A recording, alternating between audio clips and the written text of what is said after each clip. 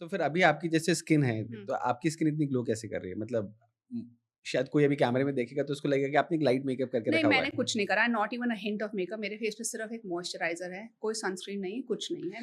तो कैसे किया आपने ये?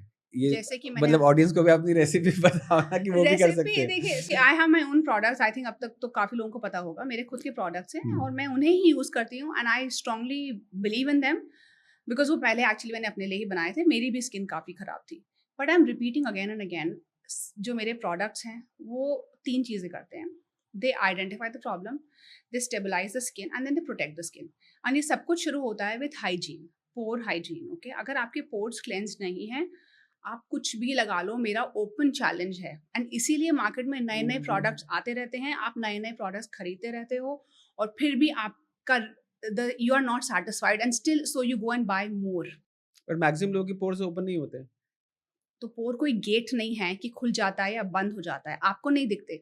सो आपको लग रहा है आपने फेस वॉश करा and your skin is clean, but microscopically अगर आप देखेंगे, आपकी स्किन में रोज धूल मिट्टी जमा हो रही है, देन आपकी स्किन में आपका ऑयल प्रोड्यूस होता है, वो भी हमेशा 100% क्लीन नहीं होता with face wash because face wash जो है, सो केमिस्ट्री है, oil dissolves oil.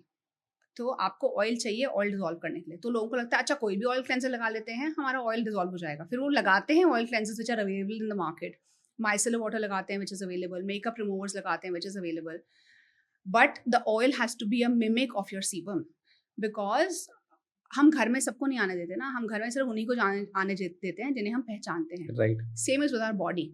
If the body recognizes that oil, if the body recognizes that formulation, only then वो pores जो हैं ओपन होंगे। open होंगे and it'll let the system sink in and फिर आप मसाज करो and you cleanse, it comes out.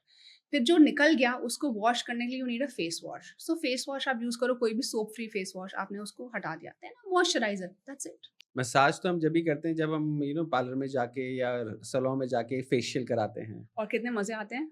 Everybody loves a good facial. आज तक मैं किसी से नहीं मिली जिसको। बट वो है, हम हर दिन कहाँ करा सकते हैं उसको? मतलब जैसे आपने बोला कि पोर्स ओपन होने हाँ, चाहिए, राइट? पोर्स ओपन नहीं होने चाहिए, पोर्स क्लेंस्ड होने चाहिए। क्लेंस्ड होनी चाहिए। हाँ, ओके, आई करेक्ट माय हाँ, सेल्फ। ओके, क्लेंस्ड होनी चाहिए। हाँ, अब वो क्लेंस करने के लिए I need a third person, is it like that? No. और मैं हर दिन फेशियल भी नहीं करा सकता, देन हर दिन what is the facial solution? तो हर दिन फेशियल वैसे भी नहीं कराना चाहिए, अगर आप करा सकते हैं तो भी नहीं कराना चाहिए। ठीक है। Because it is an invasive procedure after all. Usually facials में स्क्रब्स यूज़ होते हैं, हाई इंटेंसिटी मशीनरी यूज़ होती है, हाई इंटेंसिटी मसाज यूज़ होती है। So those things are not to be done on a daily basis. वो once in a while ही अच्छा लगता है। बट एक्चुअली आप वो रोज़ घर पे कर सकते हैं। Okay. If you use the right kind of products, hmm, and that's what I do for myself and that's what I propagate, ठीक है। that you just deep cleanse your pores। फिर हुँ। पोर्स से जो गंक निकलेगा, आपने उसको एक माइल्ड फेस वॉश जिसमें कोई सोप नहीं होना चाहिए, उससे वॉश कर दिया। फेस वॉश यूज करने के बाद ना ऐसा वो स्टिकी वो खिंचा हुआ फीलिंग होता है ना, वो नहीं होना फिर चाहिए लोगों कभी। को वही चाहिए होता है। वही तो नहीं होना चाहिए। सो हम कहते हैं ना, हमारा we need to remove excess oil. How do you know it is excess? Who told you it is excess? It is not excess oil, that is liquid gold. It needs to be there. वो आप उसको हटाते हो, फिर आप कहते हो my skin is very dry.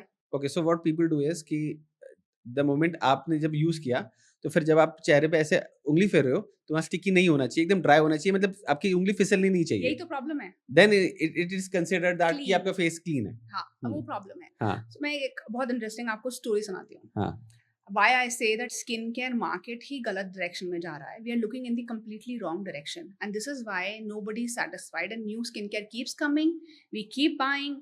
और हमारा जो घर है वो केमिस्ट्री लैब की तरह दिखना शुरू हो गया है। इतनी सारी बॉटल्स हैं घर में, काम कुछ कर नहीं रहा है, पैसा अलग वेस्ट हो रहा है।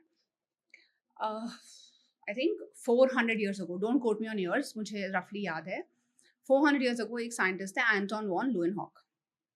तो उन्होंने माइक्रो ऑर्गेनिजम्स का डिस्कवरी नहीं बोलेंगे, like he got to know that there are micro organisms. Okay, micro organism मतलब वायरसेस, बैक्टीरिया, ये सब का उन्होंने बोला कि ये माइक्रो ऑर्गेनिजम्स होते हैं and they cause infection.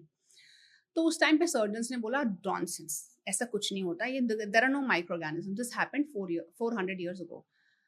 Then और उस टाइम पे हॉस्पिटल्स में 1 to 2 people in every 3 patients, मतलब 3 पेशेंट्स आए उसमें से एक तो गारंटीड है, हो सकता है 2 भी, they used to die, oh! Okay, of infections. Okay, infections. और अगर मान लें वो एक हार्ट पेशेंट आया है, तो वो हार्ट पेशेंट हार्ट डिजीज से नहीं मर रहा है, वो यूटीआई से मर रहा है।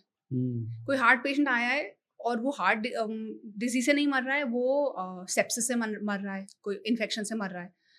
So Anton von Leeuwenhoek said that I think it's these microorganisms and आपको कुछ करना चाहिए microorganisms को eliminate करने का. इन infections को कहते हैं nosocomial infections.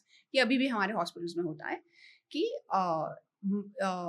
सैनिटाइजेशन इसलिए हॉस्पिटल्स में इतनी ज़रूरी होती है बिकॉज हॉस्पिटल में हर एक आदमी बीमार आता है. बट गवर्नमेंट हॉस्पिटल में कभी होता ही नहीं. वहाँ हम बाद में जाएंगे. ठीक है, तो ओके. नोजोकोमियल इन्फेक्शन कहते हैं इसको. तो लुएनहॉक सेड कि नोजोकोमियल इन्फेक्शंस जो हो रहे हैं ना आपके, जो your losing patients 1 in 3, 2 in 3, अगर आप माइक्रो ऑर्गेनिजम्स को ध्यान में रख के कुछ करो ना तो ही फील्स कि कुछ हो सकता है. This happened 400 years ago. For 200 years nobody listened to him. Okay, फिर लिस्टर केम आई थिंक, और who came, Lister came and he again study this. 200 years तक पेशेंट्स मरते रहे, साइंटिस्ट ने नहीं सुनी, डॉक्टर्स ने नहीं सुनी एंटोन वॉन लुएनहॉक साइंटिस्ट की. 200 years तक ऐसे ही every 1 or 2 patients in 3 patients kept dying. फिर 200 years बाद, आज से 200 साल पहले आए लिस्टर. उन्होंने फिर से यही बात छेड़ी एंड ही प्रूव्ड. अब टेक्नोलॉजी बढ़ गई, सब कुछ बेटर हो गया, तो उन्होंने प्रूव कर दिया कि देखो अगर आप सैनिटाइज कर लोगे ना विद द राइट मैनर तो 50% ड्रॉप इन डेथ रेट तो ऐसे ही हो जाता है. तो सर्जन्स पहले क्या करते थे, हाथ ही नहीं धोते थे बिफोर सर्जरी. तो सर्जरी में आप जा रहे हो कुछ और ट्रीट करने, but your hands you are touching everywhere, you're going everywhere and you're a doctor. आप सब पेशेंट्स को टच कर रहे हो और फिर आप उसी से सर्जरी कर रहे हो. The concept of washing hands before surgery didn't exist 400 years ago. Patients मर रहे थे एक छोटे से साबुन ने, जो 2000 साल 3000 years से है पर यूज नहीं करना है. Then it became a rule that no, before surgery, before anything, आपको gloves पहन, you have to wash your hands, you have to wear your gloves, and then you have to sanitize your gloves, and तभी patient को छूना है. अभी देखा है, every doctor does it, ना? This started only 180, 200 years ago.